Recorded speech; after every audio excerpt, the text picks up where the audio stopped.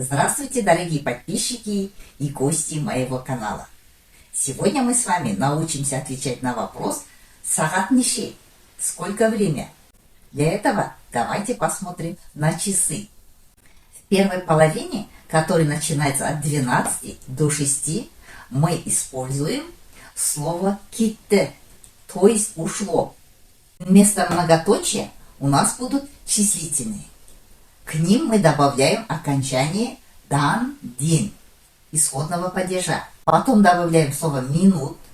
После этого используем глагол «китте». Давайте посмотрим на примере. 12:05. 5 минут первого. На казахском будет «12:05 минут кетті». Если дословно переводить, 5 минут ушло от 12. 13:10. 10 минут второго. На казахском будет «бірден 10 минут кетті». 15:20.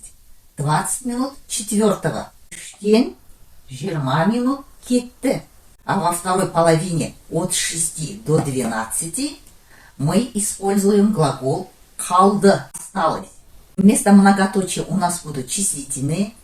К ним мы добавляем окончание дательно-направительного падежа «га», «ге», «ке» и добавляем слово «минут». После этого глагол «қалды». Давайте посмотрим на примере. 16:40. Без 25. Беске 20 минут қалды. То есть осталось до 5 20 минут. 17:45. Без 15 6. Алтыға 15 минут қалды. Очень часто в разговорной речи слово «минут» можно опускать. Тогда у нас будет короткий ответ «алтыға 15 қалды». «Үштен 20 кетті». А если часы показывают половину, мы используем слово «жарым». Например, 14:30. Полтретьего. «Екі жарым». 18:30. Полседьмого. 6 жарым. А если часы показывают ровно 20:00, тогда мы говорим «сағат 8». Или просто 8.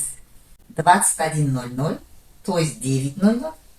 На казахском 9. На этом мы сегодняшний урок завершаем. А в следующий раз у нас будут другие уроки на тему имена числительные.